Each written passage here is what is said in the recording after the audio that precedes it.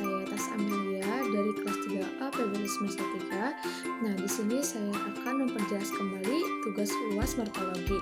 Nah, langsung saja pada pembahasannya. Nah, di sini soalnya tentang analisis teks yang berjudul alinea. Pada soal pertama yaitu tentang menganalisis proses afiksasi. Di sini saya menjawab menganalisis 11 afiksasi. Kata pertama yaitu bernama, fonemnya yaitu ber sama nama, termasuk afiksasi prefiks menetap karena di awal kalimat dan termasuk jenis produktif. Kata dasarnya yaitu bernama, kata asalnya yaitu nama, maknanya yaitu sesuatu yang menunjukkan status atau peran. Kelas kata ini termasuk nomina. Kata kedua yaitu sebagai, fonemnya yaitu se sama bagai, termasuk afiksasi prefiks karena di awal kalimat dan termasuk produktif. Kata dasarnya yaitu sebagai, kata asalnya yaitu bagai, maknanya yaitu perbuatan yang menunjukkan sesuatu. Kata ini termasuk nominal. Yang ketiga ada kata bagian, fonemnya yaitu bagi dan an, termasuk sufiks mengapa karena di akhir kalimat, dan termasuk jenis produktif. Analisis kata dasarnya yaitu bagian, kata asalnya yaitu bagi, dan maknanya sesuatu yang dibagi atau yang dikelompokkan. Kelas katanya yaitu nominal.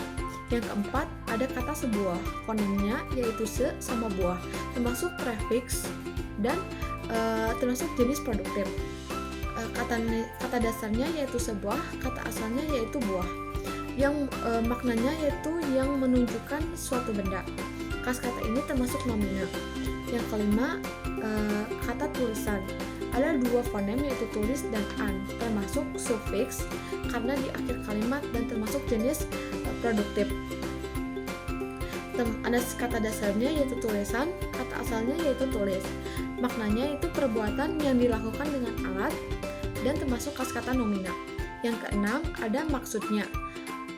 Ada dua fonem yaitu maksud dan nya, berada di akhir kalimat yang dimaksud sufiks dan termasuk jenis produktif. Kata dasarnya yaitu maksudnya dan kata dasarnya yaitu maksud, maknanya yaitu sesuatu yang dimaksud. Kelas kata ini termasuk nomina. Yang ketujuh ada kata melahirkan.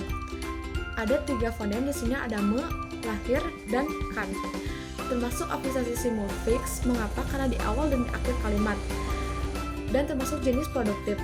Kata dasarnya yaitu lahirkan dan kata asalnya yaitu lahir, maknanya itu proses yang mengeluarkan. Kelas katanya yaitu verba. Yang kedelapan ada kata hangatnya. Ada dua fonem yaitu hangat dan nya, termasuk dalam sufiks mengapa karena ada di akhir kalimat, termasuk jenis produktif. Dan kata dasarnya yaitu hangatnya dan kata asalnya yaitu hangat, maknanya itu proses yang menghangat. Termasuk kelas kata adjektiva. Yang kesembilan yaitu ada perpustakaan, ada per, pustaka, dan an, termasuk simulfiks mengapa karena di awal dan di akhir kalimat, termasuk jenis produktif. Kata dasarnya yaitu perpustakaan dan kata asalnya yaitu pustaka, maknanya yaitu sesuatu yang menunjukkan tempat. Kelas katanya yaitu nomina.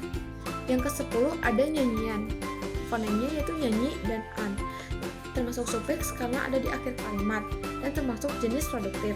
Kata dasarnya yaitu nyanyian, kata asalnya yaitu nyanyi, maknanya itu yang tindakan yang menggunakan suara. Kelas katanya yaitu nomina. Yang ke-11 ada sang budiman. Fonemnya ada sang dan budiman, termasuk implis karena sisipan dan termasuk improduktif yang telah usang dan jarang digunakan. Kata dasarnya yaitu sang budiman, kata asalnya yaitu budiman, maknanya itu yang menunjukkan seseorang yang budiman. Kelas katanya yaitu nomina. Pada pertanyaan kedua yaitu tentang menganalisis proses reduplifikasi dari teks yang berjudul alinea. Di sini saya menjawab dan menganalisis 9 kata reduplikasi.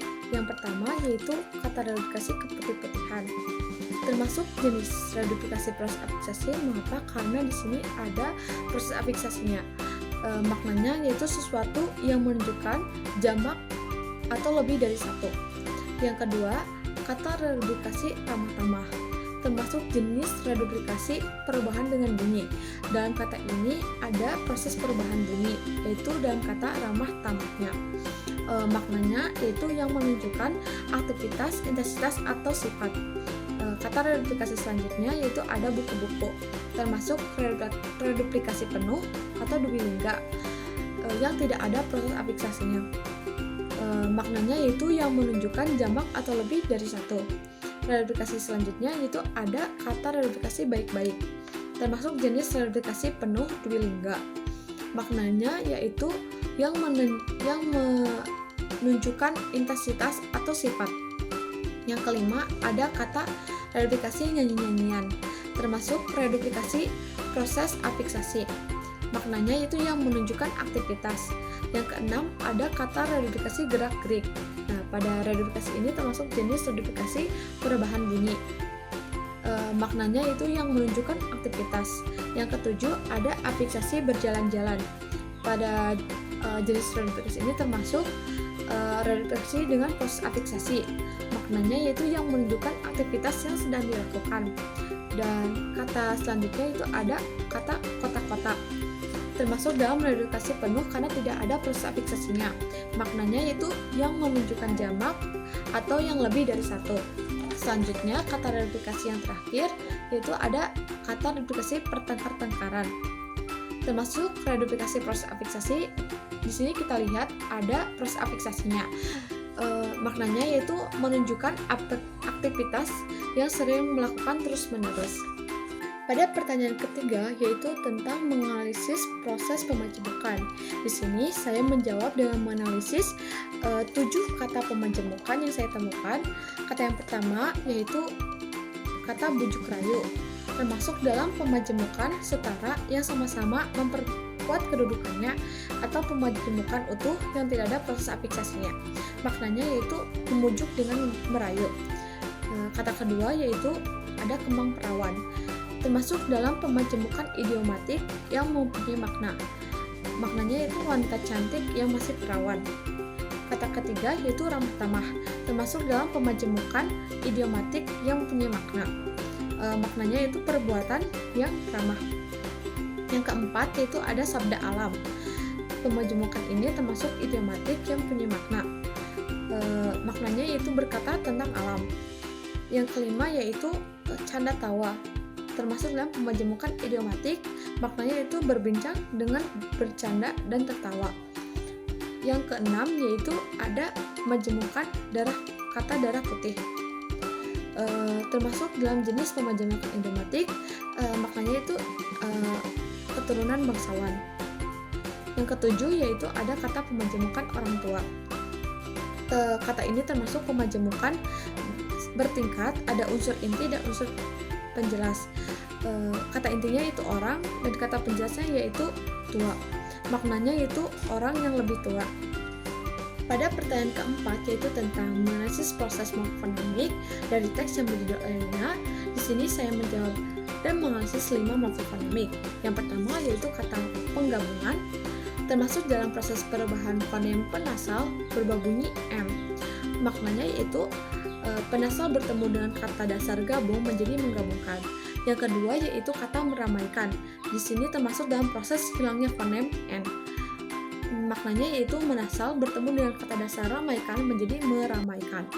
Yang ketiga yaitu kata perpustakaan, termasuk dalam proses penambahan fonem per dan an. Maknanya yaitu per bertemu dengan kata dasar pustaka dan an.